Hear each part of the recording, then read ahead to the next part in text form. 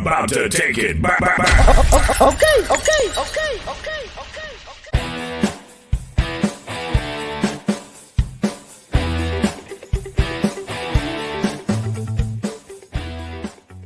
Yes, guys, welcome back to another episode of the Talkin Loud podcast where we discuss everything dank, sticky, smelly, icky, and all that good stuff. And in today's episode, as you may have probably seen, we've got a very special guest on, man. I'm super stoked to have him on. Some of you may know him as Mr. Growit, some of you may know him as Chris, some of you may know him as a pillar in the industry, in the cannabis community, and in your grow.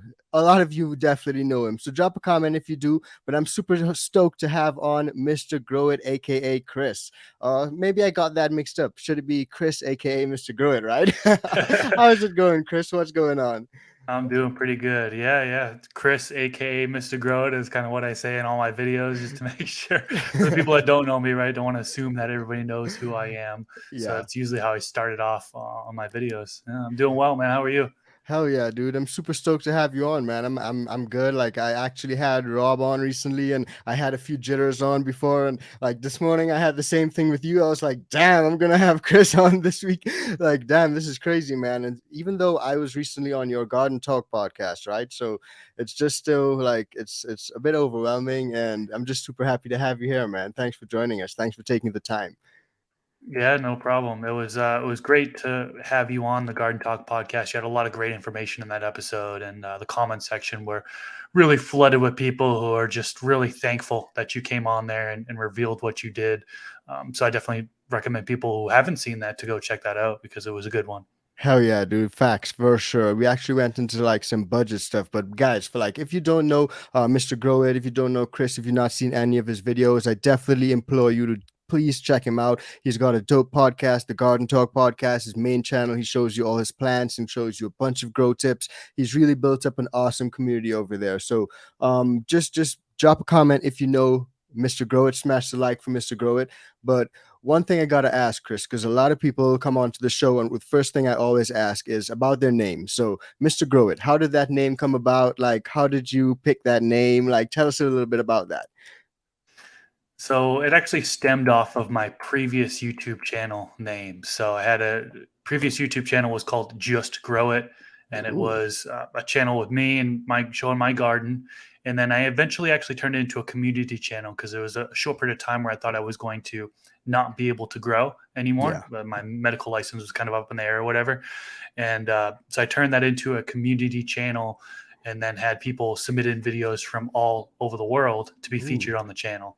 So Just Grow It. And then I got to the point where I'm like, I can't just add my videos back onto this channel and like take all the community, because the channel was built on like the community, right? Submitting videos. So I had to launch a new channel for my own stuff and kind of come up with my own name. And so I came up with Mr. Grow It from Just Grow It channel. So that's kind of how it all came together. Nice, man. I like that. Like, I actually think I heard about that pretty recently, actually. Some of the Gromies were actually talking about that, and then you spoke about it on a live, I think, about the old channel, man. So tell us a little bit about that, actually. Like, you've got a lot of stuff going on, and the channel, I think your old channel, you went through a little bit of that whole YouTube purge, right? The whole purge of all the content creators. How is it going through that whole phase, man?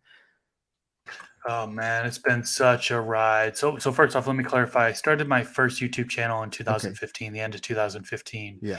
And then it was like the middle of 2016 is where I turned that Just Grow It channel into a community channel. Fast forward to 2018, and that's when the Great Purge happened, what you mentioned. Yeah. And this is where YouTube basically silently, basically overnight, it was over the matter of a week or two, where they were just terminating cannabis channels left and right, consumption channels, cultivation channels, all that stuff, just killing them left and right. And so they ended up killing my channel, killed so many people's channel. And then we had to eventually, like a month later, two months later, they brought most of the channels back, which was crazy out of nowhere. We have no reason why YouTube did that. Yeah. So that's actually pretty crazy, man. So Mr. Growit has actually been around for quite some time, as you guys can see. And the 2018 one that you just mentioned, man, I think I actually saw recently on your Instagram that you had posted a picture from back when the channel actually got struck, right? Like you took a screenshot of the notice from YouTube and you posted that, and a lot of people showed a lot of love. And the only reason I'm sort of bringing that up is because I was chatting with Homegrow TV recently, and he actually told me the same thing. He was like, dude, I actually woke up this morning, I just got a strike on one of my videos, and a week later he got another strike. So I'm just like, wow, dude, like it's crazy just seeing all this. So can you just explain to us a little bit about how it is to be a content creator in this sort of space, especially on this platform, the difficulties that we face? I mean, it sucks.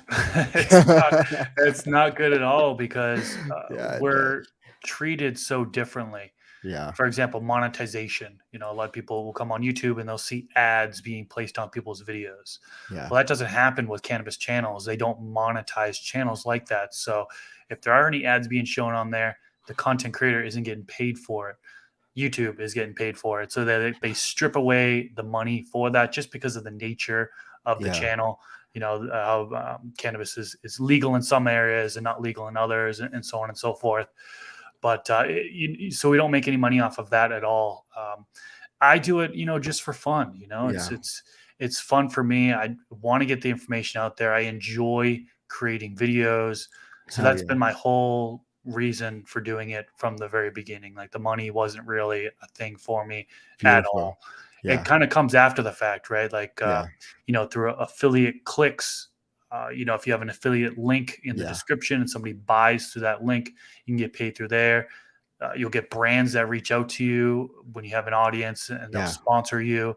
So that's kind of a way for content creators to earn money and be able to continue to put out content. yeah. That's what they're doing. They're sponsoring that information. They're sponsoring that content creator to put out more information, So true. which will help normalize everything and hopefully lead to legalization. So, Yeah, like content creation, a lot of people, don't really connect the dots when it comes to legalization and getting things out to the media and getting things out on these platforms for people to see. And, yeah, people that don't really know about cannabis or maybe are against cannabis, maybe they're seeing good information about it now. And maybe it helps normalize it, and yeah. again, go towards legalization in the future, hopefully. Yeah, it's so true, man. And like just it's a difficult playground in which we play. Let's just put it that way. It's a difficult playground. Even when you're not aiming to get anything monetized, you're just aiming to show your beautiful seed to harvest video. YouTube would age restrict it. But there are a lot of different ways that creators even try to work around it. Some like the homies High Again. Shout out to High Again. I'm a huge fan of their channel. They recently actually got demonetized, right after they closed on their house. So, it's a really tough position to find yourself in, and that's why I just thought maybe just to ask you from your point of view some of the issues that you face. And it seems that all of us face the same freaking issues, man, if I'm being completely honest. So it's almost like there's no way around it, but you got to just keep persevering and putting those videos out there, right? Yeah, whenever you show a plant, a medicinal plant, it won't continue to say that because it will probably get this video will get suppressed. YouTube will recognize that word and they'll Yeah, suppress you. So that's one thing. yeah, But when they see the plant, they actually can recognize that and they'll automatically age restrict the video. yeah, So what happens is 100%. that it doesn't get recommended nearly as much as it would if it wasn't age restricted. So Yeah, your views go way down. So I've way had down. videos like there was a period of time where I was uploading a video, I'd get 10,000 views, no problem. Then all of Yeah, a sudden I get an age restricted video, I get half the amount of views, sometimes a quarter of yeah. the amount of views. It's very demotivating. Yeah. It's like, Yeah, it is demotivating, dude. That's the correct word, bro.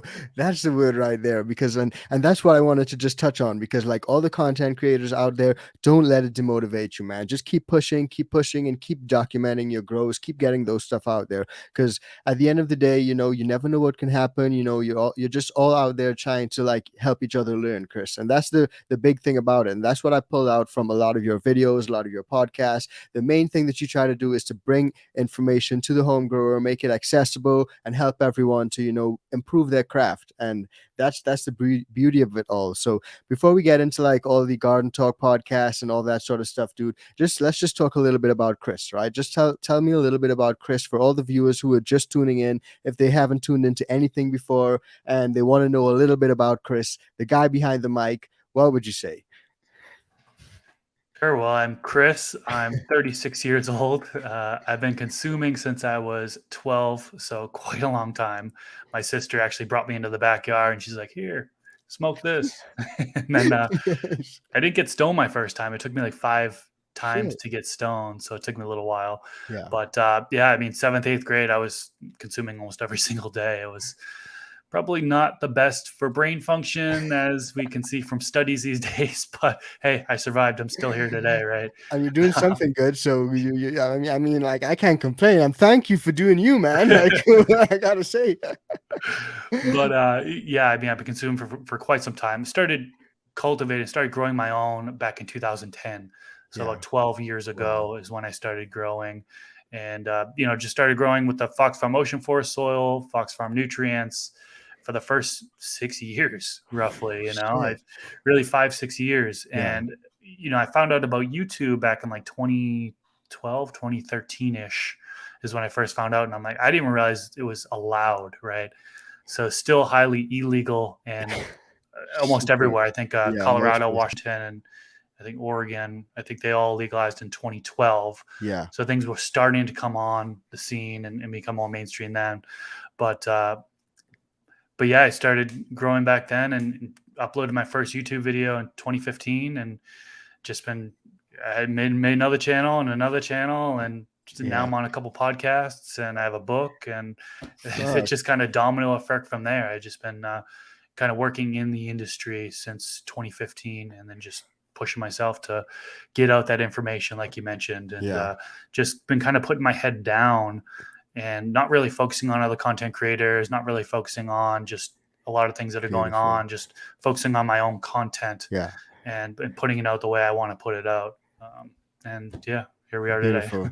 Beautiful, man. Well, like I said, man, thank you for just being you and thank you for like just bringing all that information, man. You did mention, I think I heard you say like a few times before on like different platforms, your podcasts and stuff, that you had like a job at Amazon before, right? So how is that in comparison to like what you're doing now? Do you like enjoy what you're doing now, helping out others in the community, or do you sort of wish you were back at that Amazon job? Definitely don't wish I was back at Amazon. No, I had a ton of jobs growing up. Yeah, From landscaping all dope. the way to sales. I used to do cell phone sales. I was one of those annoying guys that were at the kiosks that would say, "Hey, what are you using for a cell phone? Come over here," and like trying to get people to switch their plans or upgrade their phone. I was one of those guys. I worked at Amazon for 8 years. Actually, started as a picker packer, shipping, Yeah, management. Then I started working for worldwide operations and kind of the corporate side of things got you. before I left there in 2015. I was a real estate agent for a year and a half. 2008, the worst time to be a real estate Fuck, agent. dude. Yeah, That's when I that's like got into it. recession. Yeah, I sold a couple things, which was cool, but yeah, that didn't last very long. I still Yeah, like housing and real estate and all that stuff, but I'm not I'm no longer an agent or anything like that. But Amazon was like very, very stressful. Like I'm sure yeah, there's people watching this that have worked at Amazon or currently work at Amazon, and they push you hard. I mean, if you're like a wow. picker packer, like you've got a rate that you have to hit, a certain number Yeah, of items you have to pick per hour, a certain number of boxes to pack per hour, so on and so forth. And it can get tough, especially in some of these working conditions in these fulfillment centers where their heat is just so high. yeah. I mean, back Wow. in 2010, I worked at one of the fulfillment centers in right outside of Allentown, Pennsylvania, and they didn't have air conditioning. Wow, And the dude. heat index got up to like 118 degrees one day, and they wouldn't shut down the building. It was like their rule was 120-degree Fahrenheit heat index or whatever, and they didn't reach it. So I was like sweating like crazy. People were dropping like flies. Like the work environment was really, really bad Yeah, there. I think they've gotten better over the years. Like I haven't been there since 2015, but yeah, it was bad back then. And then the long hours too is one of the things to mention before I shut up about Amazon. yeah. But I was working 12-hour days, 5, 6, oftentimes 7 days a week. So Yeah. like it's like no life. I I hear you. work, go home, eat some food, fall asleep, wake up, Do it all work. again. Yeah, it's Yeah. crazy, nonstop grind. So I'm Wow. really happy I don't work there anymore. Yeah, beautiful, man. I'm so happy for you, dude. But like, I did literally watch like a short docu video thing recently, and they were like Amazon delivery drivers, like they work them so hard. They literally have a problem with like bottles. Like, so a lot of people have like pee bottles and they have them in the vans, right? And they don't say don't pee in the bottles. They just say make sure to take your pee bottles out when you're finished your shift, because like they don't have anywhere to go and use the bathroom. Sometimes they're just trying to get their packages delivered on time and stuff. So it sounds like a really, really high intensity sort of job, man. So I full props to you on that, bro. And you did mention that you help so many people out here, man, and you actually 100% do. I can vouch for that myself. Guys, if you tune into the Garden Talk podcast, smash a like, drop a comment, and let us know. But Chris, tell us a little bit about the Garden Talk podcast, man. Like, how did it all start? Like, how did it all start, man? Just tell us about it. Well, it all started back in 2020, and Wow. so a couple years ago is when it started, and I didn't really know it was going to be a podcast to begin with. I Yeah, ended up doing what I wanted to do was one-on-one discussion videos with different content creators, different got you. cultivators, and just kind of talk about a specific topic, and really for it to be more of a discussion, me going back and forth with the person. So I did a video with Rob from CLTV, and that just took off. The next discussion video I did was with Pigeons 420. That took off. Those two videos I think are the most viewed, or top five for sure as far as views on YouTube for for the Garden Talk podcast in general. And then towards the end of 2020 is when I knew like I wanted to do more with this because it was very popular. People were demanding more, and Yeah, I wanted to get more consistent. I wanted to do a weekly basis, and I wanted to not just be on YouTube but podcast platforms. I realized I was missing that avenue of it. I was yeah, just uploading the videos to YouTube, and that's it, and that's one audience. But there are so many people that listen to podcasts, right? yeah, I mean, I know a large handful of people that listen to podcasts all day long, multiple podcasts, and they like that long form yeah, content, whether it be while they're in the garden, or whether that be they're driving to work, yeah. In their or car. maybe they do they do a lot of commuting for work, so all day long they're listening to podcasts. So Yeah, I ended up getting more consistent. I named it Garden Talk. It made it more love that. consistent as far as weekly uploads. Made sure I was on YouTube as well as the podcast platforms, and just try to bring in all sorts of guests. I mean, I don't discriminate on who is going to be on. They just have to have some sort of gardening experience. Yeah, Like I just interviewed somebody with 15 months experience as a gardener. So beautiful. like Yeah, I feel like that information can be beneficial as well, on top of the folks that are scientists or like expert in the field, which I've had so many experts, doctors, scientists. Just it's real broad with the yeah. amount of people who can actually, that I welcome onto the podcast. And we're up to episode number, geez, I think I just finished recording episode 85. Wow, dude, So episode 85. That's a lot. yeah, yeah, so we're looking at coming up on 100 episodes, which would just be crazy to me. And I'm going to keep on going. I now Yeah, have sponsors that support me, that pay for the video production and everything that needs to be done on it. So that helps fuel it, right? We go back to yeah, the whole sponsorship thing. That allows me to continue to create content. yeah. Is when the brands, good brands, AC Nvidia, big shout out to them, Facts. support me and my Yeah, content. So yeah, yeah. that's how it came about. Beautiful, man. Like, I actually looked at like the Garden Talk channel long before it was actually like a full podcast. So I used to see you doing those power light readings on there, always testing some of the lights and doing the voltage readings and stuff, man. And I found those super interesting, man. It really got me thinking. Like, as a creator, you probably get so many lights asked to send to you for testing and stuff. So when you this is not on the list, by the way, just a random question, but like, is there anything that you probably learned, like when it comes to lights, that having tested so many lights, are that's maybe a good thing for a grower to know? That's something, if there's one thing, just for a grower to know about lights, having tested so many, what would you say? That's a good question. I mean, there's so much to learn about Yeah, lights. It's crazy. Like you mentioned, I did par testing of lights for, I think it was a little over a year, yeah. There and were a lot of different ones. probably about 50 different lights Fuck roughly. But I yeah. would, bring them in, unbox them, hang them up on a grow tent, and then use a par meter and show the Yeah. different par measurements. So what will make you say And like, okay, this one was a good light? Like, I just unboxed this one, I hung it up. Okay, this light bangs. This is a good one. What sort of things would you say? Yeah. well, number one would be to make sure that it's going to provide enough light, enough par, in order for proper plant growth. Some of these plants Okay, are, smart. to intake a lot of light, Yeah. right? So, that's one of the reasons why that I put out these videos so people can see at the different distances. Are Yeah. they getting enough light for the plants at what distances? They can dim down the lights if needed, so on and so forth. So looking at the Got you. PAR would be, in my opinion, like number one. Obviously, even before that would be coverage area. Make Yeah. sure you're buying a light for the area that you're looking to cover. Yeah. A lot of people ask, "What's the best grow light?" But they don't even ask, for What what size? coverage area, right? Yeah. What space? Yeah. Efficiency. A lot of people look at that. How well those watts are being used towards photons. That's something that you pay a little. It's so marginal these days with all these grow lights, as far as like, Yeah, this it is is. 2.8 micromoles per joule, but this one's 3.0 micromoles per joule.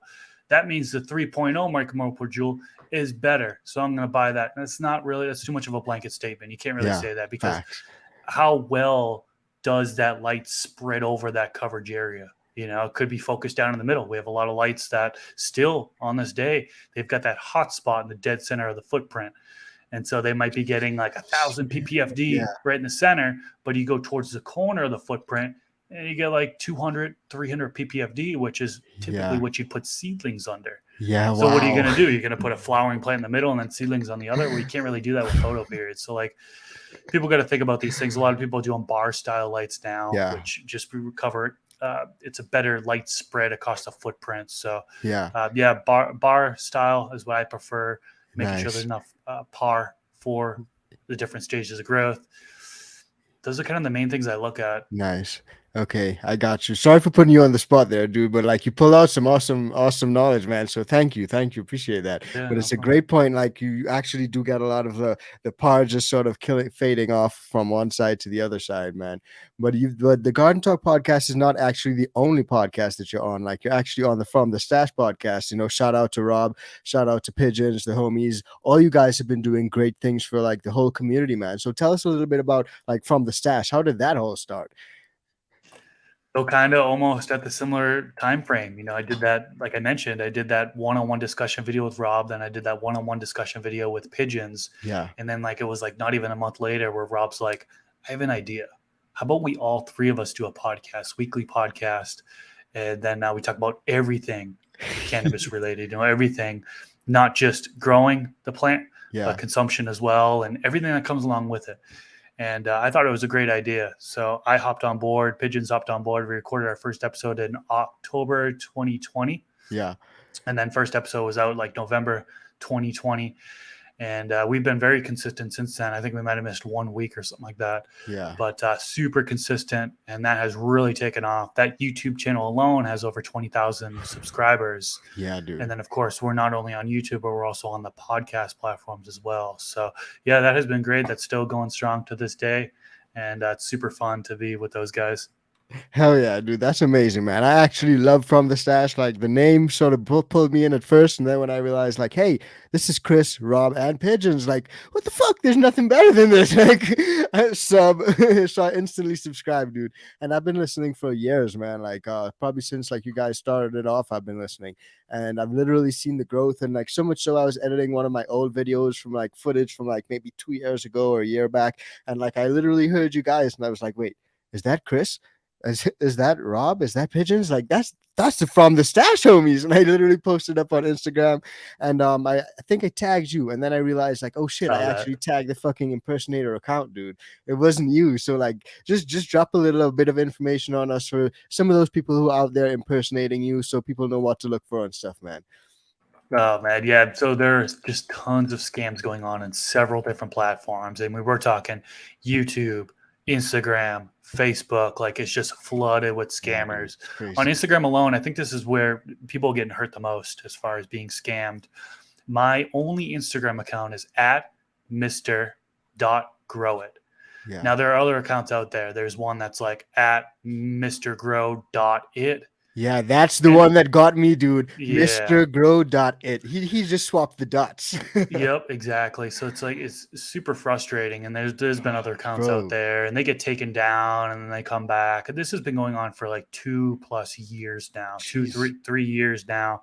It sucks because people, are getting scammed for seeds, for flour, all that stuff. And it's just Bro. it's tough. Even the number of reports we continue to report, eventually it gets taken down. They just start up a new one. So it's a never ending thing.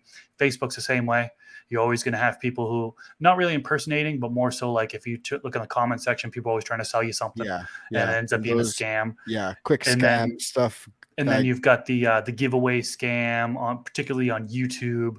yeah, They'll use my logo, and they'll have an account WhatsApp to numbers. make it look like mine, and there'll be a WhatsApp Yeah, phone number, and they'll say, call this phone number to claim your prize. And then what they'll do is actually they'll say, oh, you won this Grow kit, or you won this Grow light, pay us this amount for shipping. So they charge you $100 of shipping, $200 of shipping. Then after you pay them that, you eventually follow up with them, and you're like, oh, I haven't got my light. They're like, oh, we need another $100 for insurance. So they try to get you for more money. So you really got to be careful out there. I don't do any giveaways at all anymore. I only do giveaways now. I'm going to be doing them on Twitch. So I'll be yeah, there in person. I'll be yeah, the one speaking about the giveaway, doing the giveaway right then and there. yeah, That's it. No, yeah. nothing through YouTube, Okay. nothing through Instagram. Like it's just not worth it anymore. Yeah, it's true. But big ups, man, because much love. I actually tune into you guys a lot on Twitch. So, like, for all you guys who aren't following them on Twitch, definitely follow them on Twitch. Like, you heard it from Chris himself. Giveaways are coming soon. So, check that out, man. But before we move on, man, this is a perfect time for me to just segue into the Know Your Bud segment. And again, this is not on the list because there's no right or wrong answer. It's all about you. You got to tell me what you prefer and why. Okay. So, you don't got any time to think about it. Just let me know what you prefer and why. Now, when it Okay. comes to germination, paper towel, glass of water, or straight into the soil? What's your preference? Straight into the soil if I'm lazy, paper towel if I want to make sure that they actually germinate. Okay, nice. I like that. Makes sense. Smart. Okay, next one. Feminized or regs? What's your preference? Regs if I want them to be a female. No, femmes if I want them to be a female. Regs if I don't really care. I'm just happy to grow out what that breeder has. Nice, man. Nice. Hydro or soil? What's your preference? Soil. Okay, I got you. Why? Soil. I haven't grown in hydroponics just because where I live in a desert region. It's Oh super hot out. shit. Yeah. You need to control that water Water temp. temperature. Roughly, generally Yeah. speaking, it's usually 75 degrees Fahrenheit or lower. And it's tough for me to get. I don't even want to risk it. You could easily reach up high 70s, if not low 80s water temp for me. So I've Yeah. just been doing soil. Yeah, I got you on that one. My preference is that as well, but just because where I'm at in Colorado, the pH is super high, man. Like it's 9 out of my tap. What's the pH out of your tap? 7772, I think. You guys are so lucky, man. This is the second person I've spoke to in like 2 days that told me that there was close to 7. Like you guys are lucky, man. So I scrapped the whole DWC idea and soil. Let's get it.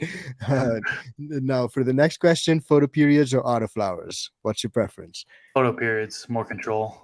I got you. And you can train and get in there and clone and all that stuff, right? Oh yeah, Yeah, I got you. I got you. I prefer that as well. Synthetics or organics? What's your preference? organics. Oh, nice, nice. Well, I prefer organics.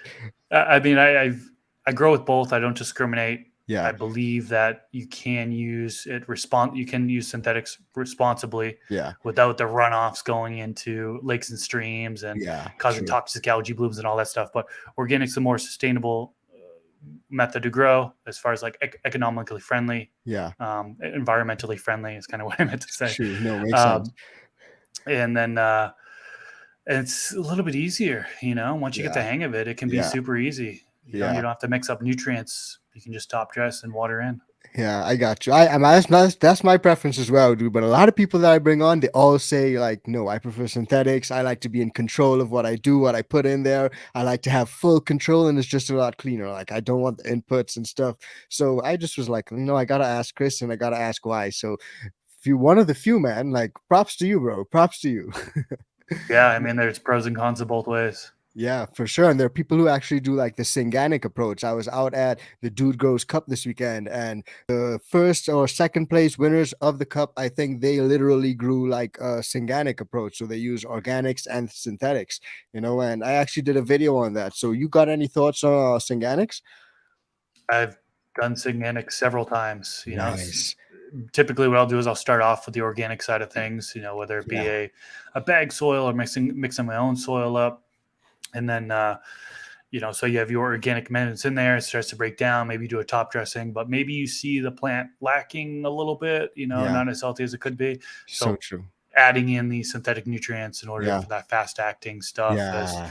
definitely helped get plants rebounded, and Yeah. could definitely lead to bigger flowers and stuff towards the end if you've got all your Facts. factors dialed in and stuff like that. So Yeah.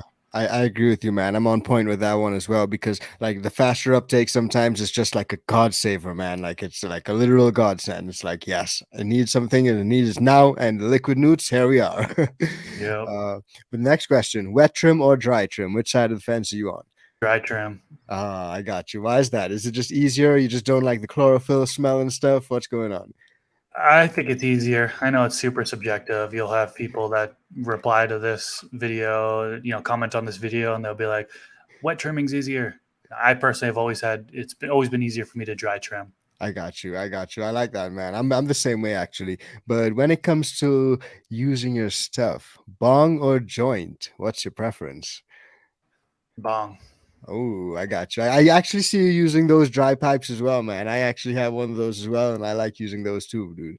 Yeah, I'm not picky when it comes to it. I mean, I've got a bong, dab rigs, blunts, joints, spoon pipes, all that stuff. Like, there's nothing. Yeah, I'll Yeah, I do it love it. whichever way. I like to rotate around. Yeah, gotta change, gotta keep it fresh, gotta keep it fresh. Okay, that leads me perfectly to the last question. Edibles or vapes? What's your preference? Vapes, edibles. I've never. I mean, I'll do them every once in a while, but like, it's not really my favorite. I need to like pre-plan it. Yeah. I need to make sure, like, hey, I'm gonna take it at like 4 p.m. and I have nothing to do for the rest of the night. Sometimes I've taken Yeah. edibles too late. 9, 10 Yeah. p.m. and all of a sudden I can't sleep. I'm up, Yeah. just crazy. Yeah. And then, but Wow, then dude. there are other edibles where I fall asleep right away, no problem. But Yeah. yeah, I kind of need to like pre-plan them, and it's a different type of feel.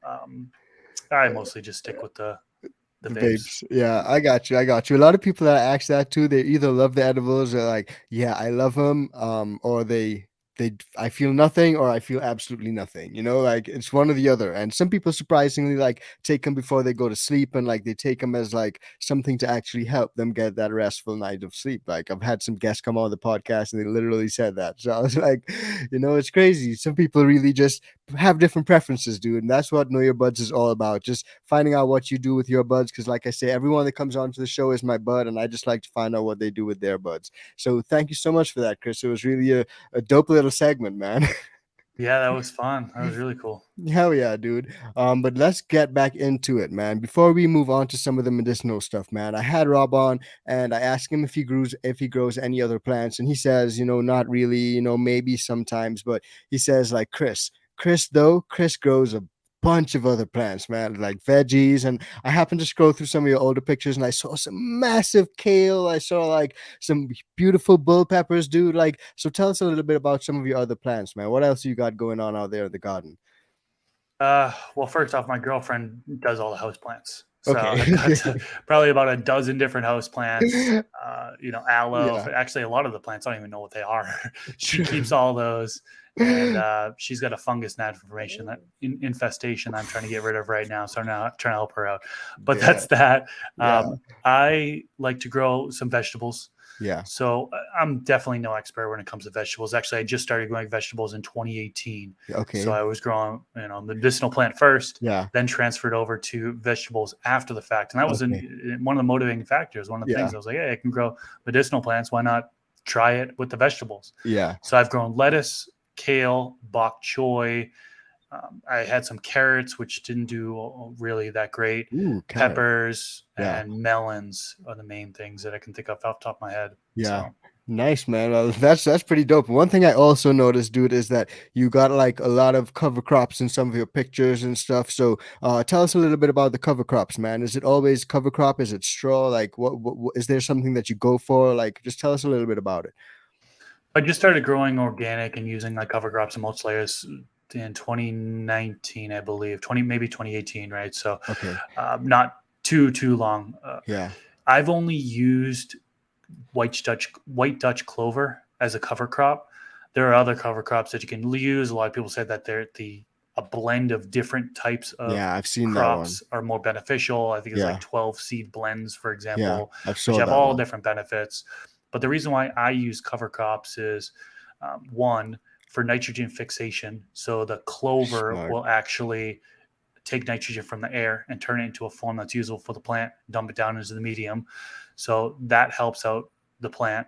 And then also water retention. So like Smart. I mentioned earlier, I live in a very, very dry climate. I'm in the desert. Yeah. Top of the medium dries out super quick after watering. Having a mulch layer up top there, adding the cover crop up top definitely helps with water retention, as does the mulch layer. So I've been using the barley straw as a mulch layer. You can use wood chips. There are other things that people use as mulch layers, but I've been using the barley straw, and that has been helping with the water retention. So. Awesome, man. That's awesome. Like a lot of people that I bring on, they don't usually use them, probably because they don't have as much of a need as you do. But coming to think of it, where you're at, it's, as you said, super dry, man. So that cover crop or the straw really helps to just keep that moisture down in there, and also just helps to build up some of that beneficial life, because that's super important when growing organics, right? You don't want the medium to dry out too much. That can negatively affect some of the life that you're trying to cultivate down there, right? Oh yeah, that's one of the most important things, is to, keep the medium moist at all times. And that's one area where I struggled, switching from synthetic nutrients going to organics. I wasn't told that. So I was doing the whole drying out between feedings, just like I would with synthetic nutrients. Yeah. Water till runoff, then let the medium dry out, and then water again. And my plant was having problems. Come to find out that those organic amendments need to be moist at all times, so microbes can be active at all times, breaking down those amendments and turning them into usable nutrients for the plants. So that was a huge mistake that I had made. And ever since I kept the medium moist, I haven't run into nearly as many issues. Next to nothing as far as deficiencies, as long as I am adding in the proper fertilizer. And yeah. Nice, man. And as I mentioned earlier, you're a huge advocate for organic gardening, and so am I. And I think at the end of our interview, when I came onto the Garden Talk podcast, you mentioned to me that you had like a little bit of a worm composting setup that you just started. How's that been coming along, dude? Good. Yeah. I actually had it since October. So it's been coming up on 10 months since I had it. Nice. Vermicompost bin. Yeah. So basically just, went on YouTube and saw how a compost bin is made for worms, and created my own. Actually, I had some people on my podcast that talked about it as well beforehand. Shout out to Queen of the Sun. Yeah, shout out. She really influenced me to start doing vermicompost. Yeah. And, started out with the coco coir and some greens, mixing them in, and actually some also added in some paper shreddings. Okay. And then adding in everything from any type of greens, coffee grounds, eggshells. So there are a ton of different things that you can add in there. And then I actually bought some worms from Uncle Jim's Worm Farm. I bought red wigglers and also some European night crawlers. Yeah. And so I have a couple different varieties of worms in that bin. Sweet. But yeah, things have been going pretty good so far. I definitely learned so much. Fuck mean, one of the main things I could tell you real quick is, like, if you're putting eggshells in there, I would recommend people grind them down with like a coffee grinder or something down to nothing. I was just crushing up the eggshells and putting them in there. They're still in there. from like, Yeah, yeah, you know yeah. what I mean? So like, That so I takes need a to long like, time. Like yeah, that's so yeah. true, dude. Like I was actually about to ask, like, where did you get the night crawlers and stuff? Because those are some popular ones that people use, man. So shout out, man. Thanks for dropping that info. And also, like, that's a great point about the eggshells, man. Because I've actually done a video on eggshells recently, and you literally got to grind that shit up, bro. You got to grind it up and throw it in. If not, that will take so long to break down. Like, but it's a good source of like of organic nutrients for like everything. But coming to think of it, man, how often do you actually extract compost from that worm bin and actually use it? Do you dilute it down afterward or anything? How do you use it? I haven't even used it Oh yet. shit. So yeah, it's been I'm still just kind of working on it. I think I started with a little bit too much. I'm sorry, not enough cocoa to begin. Okay. So like I'm working with a real small batch of medium, I guess, Yeah. to begin. And so Yeah. I'm still trying to build it up. I'm still adding things in, trying to build it up, allow that breakdown process to happen. A lot of people I don't think touch their vermicompost bins for the first 6 months. Yeah. And I started in the wintertime. And one thing to keep in mind is that Winter as the time. temperature gets lower, the activity Less happens. slows down. Yeah. So now I'm in the summertime, activity is speeding up a ton. Yeah.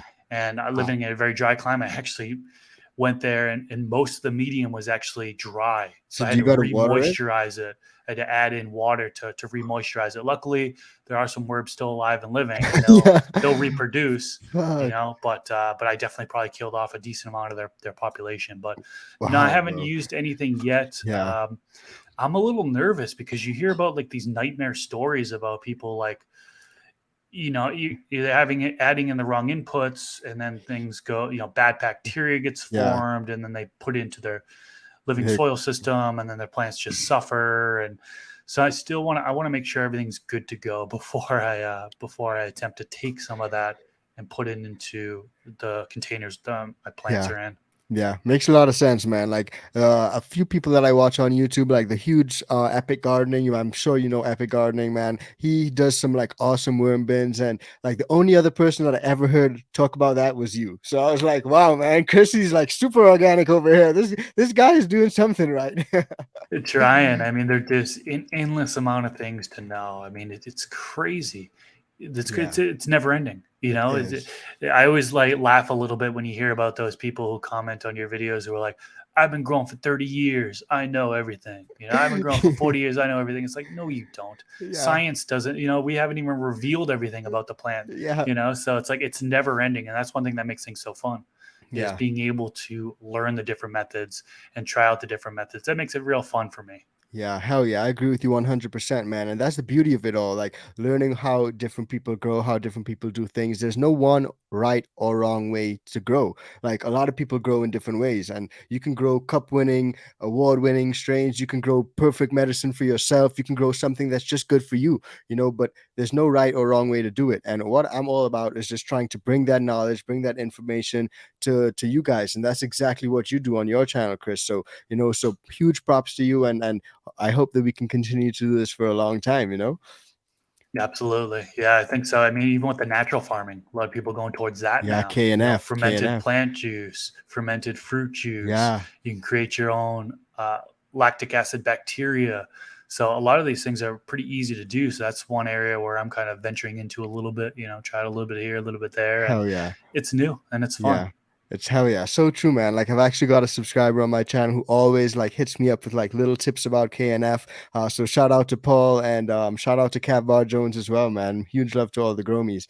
But one thing I did want to ask, Chris, was about like your current setup, because you always pull some beautiful, beautiful plants out there, man. Some beautiful flowers, beautiful colors, beautiful bud size. And even when you think it's not that beautiful, man, I look at it, I'm like, damn, these are some beauties. So tell us a little bit about your current setup. Like, what have you got running right now? Sure. Well, I'm in between grows right now, but I can Okay, talk about my setup and I sure can thing. actually talk about the what I just harvested not too long Yeah, ago.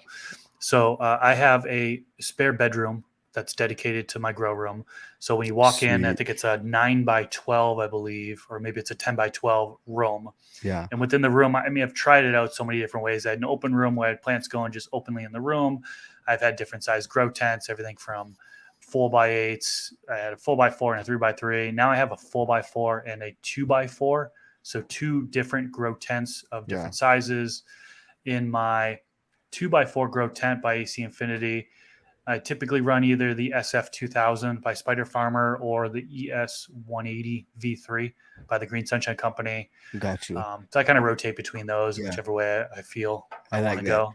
I like that. I like that. I'm fortunate enough to have sponsors who will send me lights for free, so I can try out, a lot of these grow lights. Yeah. Anyways, AC Infinity setup, automated, inline fan, ducting.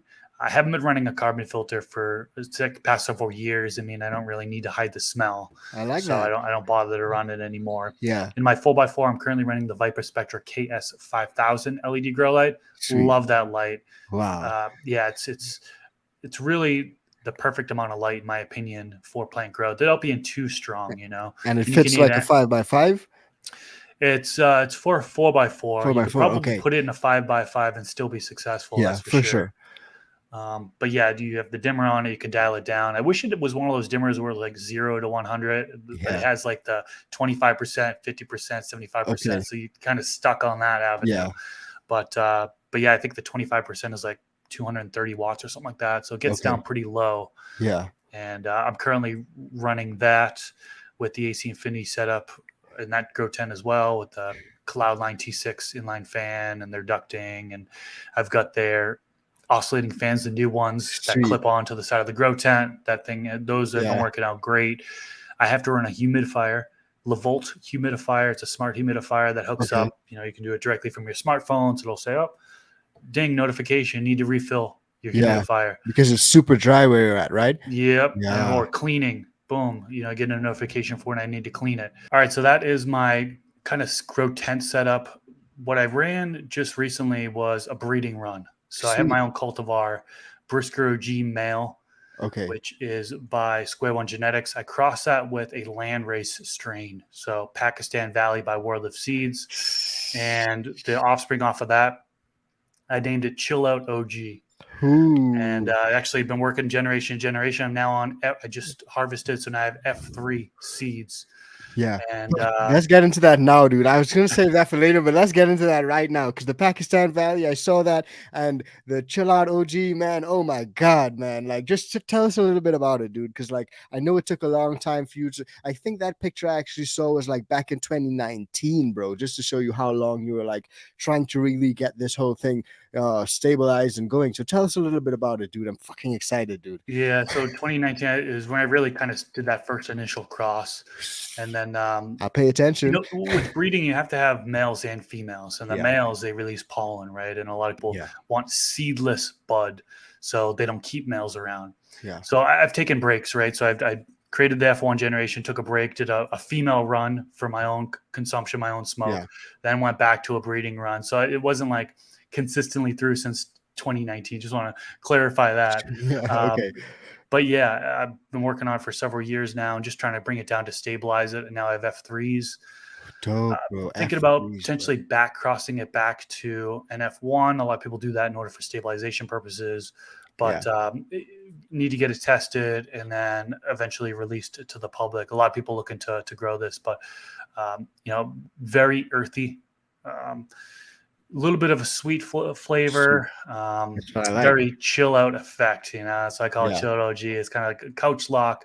When you sit down, you're kind of just chill mode, and you can, watch a movie or watch TV and just chill. Or, I mean, when you stand up and you're walking around, you're kind of up and around. So it's like, it's good for both the indica and sativa purposes. Fuck, dude, I'm super excited, man. I can't wait. Like, I'm super excited. I'm super excited for it, man. I can't wait. So you mentioned F3. Like, for those who don't know, what exactly does F3 mean? That's the third generation down, right? So you have a mother and a father, right? So I had the Brisker OG and the Pakistan Valley. Yeah.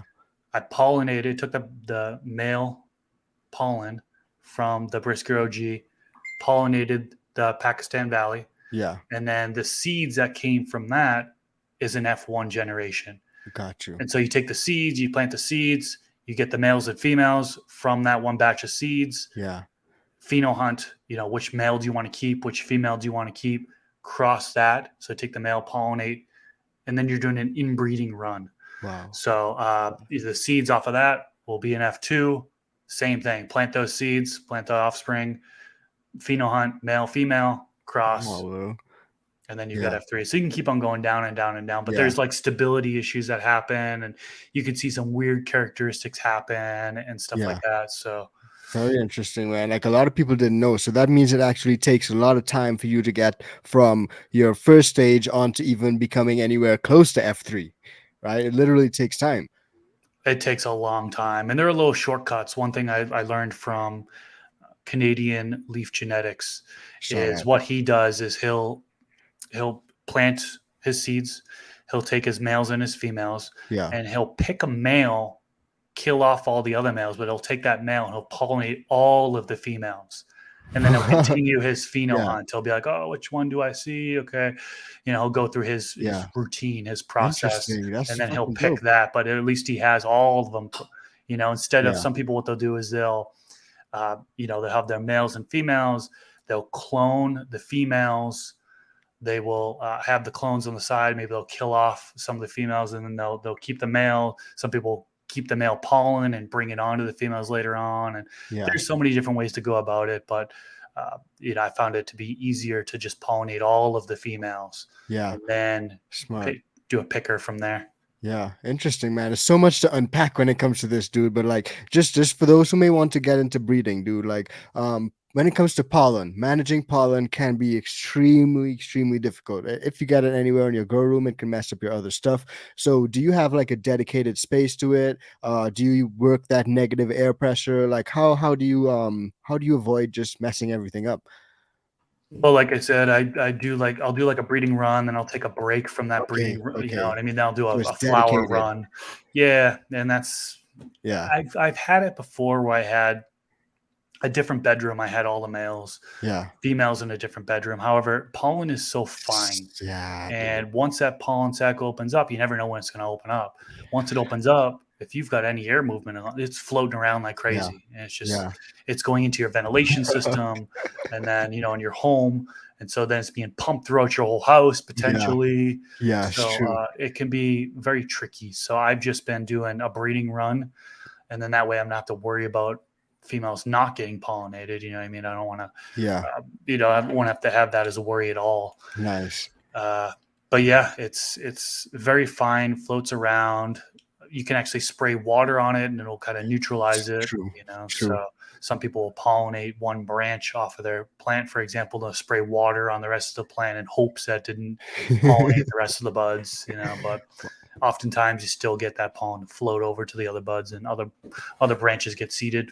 Yeah. Okay. Nice. Interesting, man. So you just dedicate everything to that. That's cool because Natty's Naughty Nursery, I had him on for like the first episode in the Talking Loud podcast, and he said he uses that negative air pressure like to a T and gets everything to blow straight outside, and he can successfully, do his stuff. So it was just out of curiosity. I was wondering, like, what do you do? I still Um, have the negative air pressure, but like there's pollen all over the tent. for I mean, I sure, just dude. cleaned my tent because I was taking True. the male and shaking it over all the females, and the Yeah. walls were just covered in pollen. Fuck, The bro. vents, the circulating fans, just Yeah. everything was covered. So like I completed that run. Now I went and did a full thorough cleaning of my entire grow room. So I take all of the equipment out, wipe everything down, wipe the side of the grow tents, the Perfect. ceiling of the grow tents, Yeah. everything, and then bring everything back in and organize it as another benefit of that is being able to organize and get rid of stuff that you don't use anymore and so on and so forth. It's So I true. actually just finished doing that this week. Yeah. So Perfect, man. So things work out, things work out. yeah. But the aim of most growers, dude, like myself, and I can only speak for myself, I guess. My aim, dude, is to grow some beautiful flowers. I'm sure a lot of you probably on here as well, but that's a lot of people's main aim, man. So when it comes to training methods, how do you train your plants to like grow some of those beautiful flowers? Because I see you get some not just like nice flowers, but nice yields as well. So how do you like combine the best of both worlds? It really depends on plant growth, Okay. genetics. Now, some of these genetics are going to kind of be more shorter internodes, internodal spacing. Now, there are things such as blue light, which can impact the internodal spacing, but Yeah. kind of generally speaking, the genetics. If I have a plant, like I grow a variety of different cultivars. So some plants I grow and plant at the same time, some will stretch up more than others, right? So the ones that stretch up, maybe I'll top that plant. Yeah. And they'll allow the other plant that has closer internodes or isn't growing as much, it gives them a chance to catch up. So for the stretchier strains, I'll top them. I'll pull the branches down for low stress training, try to maintain an even canopy. And then I usually do one plant per 2x2 space, 2 feet by 2 feet space. Makes sense. That's kind of what I go at. Not all the time does it stretch to 2 feet by 2 feet. Yeah. But that's kind of the space I give for them. I don't need to maximize yield. I Yeah. just grow for myself. Yeah. And I can grow up to 12 plants in my state because I'm a medical patient. So I'm usually growing a variety. I don't need to maximize it. Yeah. But yeah, usually just low stress training topping. Sometimes I'll do super cropping when needed. I got you. Yeah. So like if I'm in a trellis net, for example, and I have one branch that's just kind of stretching out of control and I can't bend it down the net anymore, maybe I'll super crop that. Yeah. Have that flop over and let the other branches catch up so it's all even. So I'd utilize a variety of different plant training techniques. I got you, man. I got you. Actually, one of the old From the Stash episodes I was looking back at, I was actually listening to quite some time ago, and it stuck with me, man. Like I think it was you and Rob and Pigeons, and you guys were chatting about plant training and just going crazy when it comes to topping. And I think one of you mentioned like you don't even like top anymore. You may just do one initial top, you do a little bit of LST, you bend it over, and that's good. You know, you really don't like need to constantly top and top and top, because there are a lot of growers out there, I including myself, have tried topping like crazy, just topping like crazy. But personally, I found like an excessive amount of topping, I can achieve the same thing without stressing out the plant as much. So have your thoughts changed on that as much? Do you still just top a lot? Do you like do one top mainly and put it down? How do you do it? I've done it so many different ways over the years, man. I mean, The I've answer tried always almost changes. everything. It's so fun. And I recommend people to go and try it because you might get a Yeah. different result than what I'm about to say. But, I used to do that initial topping at the third node. I Yeah. let the plant grow up to like the fifth node. Then I'll Yeah. top it down to the third node. I'll remove the branches off the first node, but I'll let the second and third node continue. So you've got 4 branches there. Then I'll Yeah. top again. Okay. I'll let some growth happen, then I'll top again. So I'll go from 4 Spreads out. main colas to 8 main colas. Yeah, spreads out. I've topped them all again before, went to 16 main branches. Yeah. I topped again and I had 32 main branches. So I've done a variety of different things. Yeah. I think 32 is an overkill. So I'm not going to do that anymore. It's just the plant doesn't stretch as much when you've got that many tops. And so I had a small plant when I did that avenue.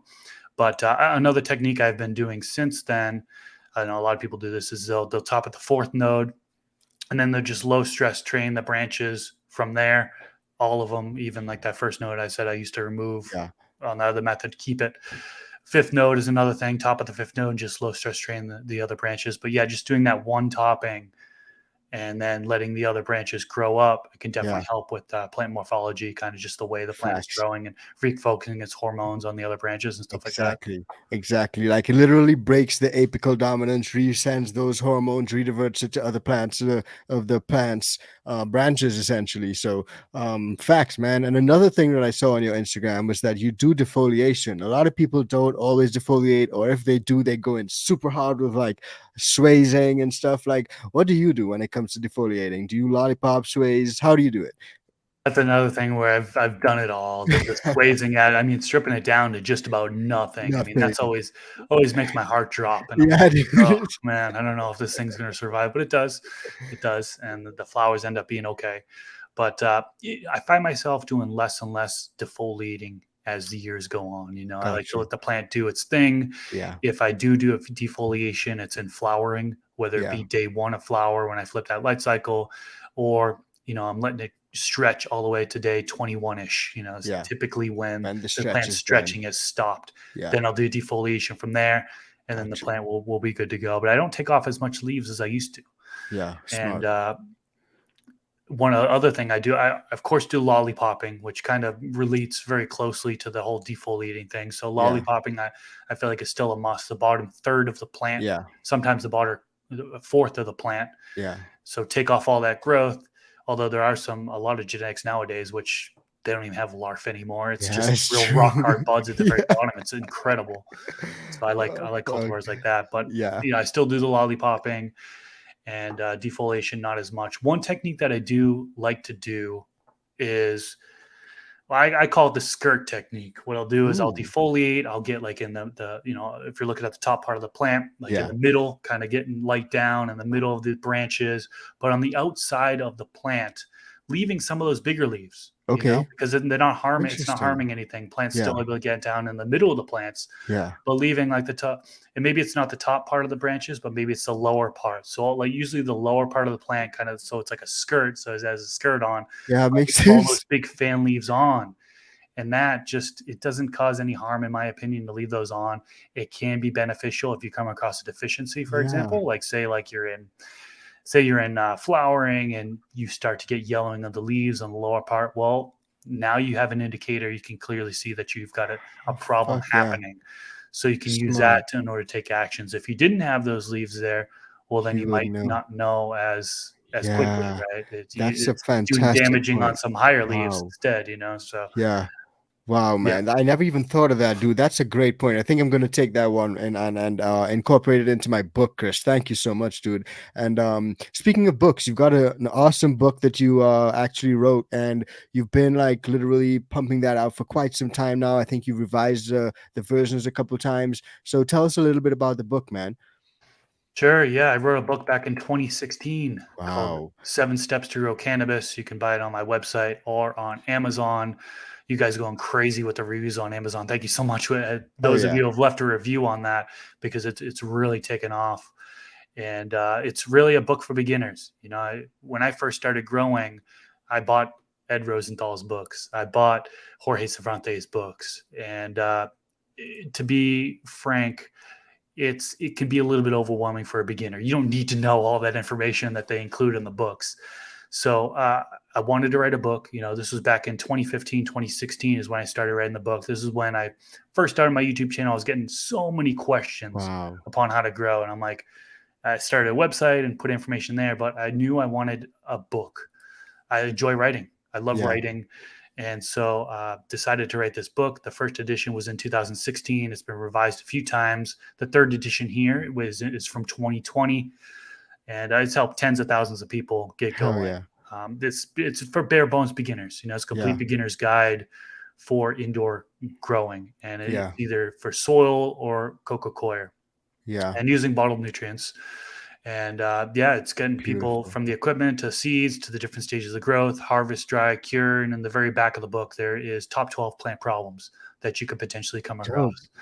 And this has been like, coined one of the best beginner's guides. Not my words, but I'll take it. Yeah, definitely, dude. In Like, order to get people started and get people going. So I'm super proud of that. It is, we've been learning so much about this plant over the years, and this last edition was from 2020. yeah. And so the flushing section, just want to warn people, it's a little bit outdated. Yeah. There's a lot of controversy behind flushing and stuff like that. So there's Yeah. a little bit of old methods on the flushing side of things. But other than that, it's definitely going to help people get through their first few grows. Yeah. And then I'm actually working on a second book now, which I'm hoping to have released early next year Beautiful. on organic growing. It's going to be more of like kind of beginners organics into like the intermediate stuff. So it's not just going to be for beginners. And so people can take this book right here that you've got on the screen, the 7 steps, Yeah. read this, learn the bare bones basics. And then if they want to go to the next level, the more intermediate stuff and the organic side of things, they can Head on to read the that next one. book and Yeah. get through that. So Amazing, man. And I think that the beauty of this book is that because I personally got like the Ed Rosenthal books, I've read that, but they're just so complex, dude. It's like if I'm studying for a fucking exam, like, and I went to law school, dude. So you can imagine for me to say like that's a bit difficult. Like this honestly is not that hard of a read. And the beauty of it is that you break it down so easily for the beginner, for everyone out there, and just for them to be able to like learn the basic concepts when it comes to growing, man. So is that some of the feedback that you've actually gotten, and is that part of what makes it so great? yeah, the feedback has just been overwhelming with the amount of people that have been able to just pick up this book, be brand new, and be able to get through the process successfully. And it seems like every day there's somebody sending me pictures on social media, whether it be through Instagram or through Twitter I love or that, through dude. Facebook. They're sending me messages of pictures of their grow that they just gotten through successfully, and they followed my book, step by step, and it's so like heartwarming, to put out something that has that big of an impact. So I'm definitely super proud of that. And then like I said, I'm working on my next one. I'm super excited about that because a lot of the stuff that's in that book isn't in any of the other books out there. So proud to bring something new out there. Yeah, that's a great point, man. Because I guess the organic side of things is something that a lot of growers are going into. And if you can like really break it down just the same way you did with this book, then you might have another winner on your hands, brother. Right there. I hope so. Yeah, I hope it helps. It should help for 100%. sure. Facts, dude. Well, all that you're doing, man, I'm honestly just so grateful because you continue to help everyone out here with the Garden Talk podcast, with your books, with just posting up grow videos on the channel. Having been through the whole freaking YouTube purge, dude. The whole purge. Like it's almost like I'm chilling with royalty right here. But for all those who want to like maybe get in touch with you if they got questions and stuff, where can they find you, man? Where can they get in touch with you? Sure. Well, I think most people know me from my YouTube channel. I actually have a couple of YouTube channels. I have, if you just search Mr. Growit, the first channel that should pop up is my main gardening channel. So you see all my plants and how I do my grows and all that stuff. Or if you scroll down a little bit after searching Mr. Growit, or just search Garden Talk Mr. Growit, you can come across my YouTube channel, which is a talk channel for gardening that holds my podcast on there. I do Q&A videos. So on and so forth. Random topic videos are on there. Facebook, I'm on there as well. Just search Mr. Growit. Instagram at Mr.Growit. Twitter. Not that other guy. Yeah, right. Not that other guy. Twitter at Mr. Growit. And website, mrgrowit.com. If you have questions, I know that was your initial questions. Where do people go if they have questions? Go to mrgrowit.com and then click on forum. Okay. And then you'll be able to create a post. And just if you create a post, add pictures and any details that you have in regards to any questions you have, or you can go there just to show off your grow. Yeah. If you want to go there, start a post and just start chatting, talking shop with people. We got a good group of guys on there and girls who have a lot of experience growing and do it the right way. And I'm super thankful for the folks that are on there. But yeah, if you have questions on gardening whatsoever, feel free to start a post there and I'll help out when I can. Hell yeah, dude. That's beautiful, man. And like I said, man, thank you so much for just coming on. Thank you so much for being you, leaving that Amazon job and coming on, becoming Mr. Growit, man. Like you dropped a lot of knowledge today and you dropped a lot of knowledge like in all of your other episodes, man. So just thank you so much, guys. Watch out for those scammers. The real Mr. Growit has dropped his links. We put links to everything down below. Go and give him a follow, give him a sub. And thanks a lot, man, Chris. Appreciate you coming on, man. Appreciate you so much. Yeah, no problem. Thanks for having me on. Super appreciative on that. It was, it was a good time, Matt. I enjoyed having you on my podcast, and I'm thankful that you had me on your podcast. So, hell yeah, dude. And hopefully we can do some more collaborative stuff in the future. Yeah, that'd be awesome. That'd be really cool. Hell yeah, dude. Well, stay fly and stay high, brother. All right, you too. Peace out.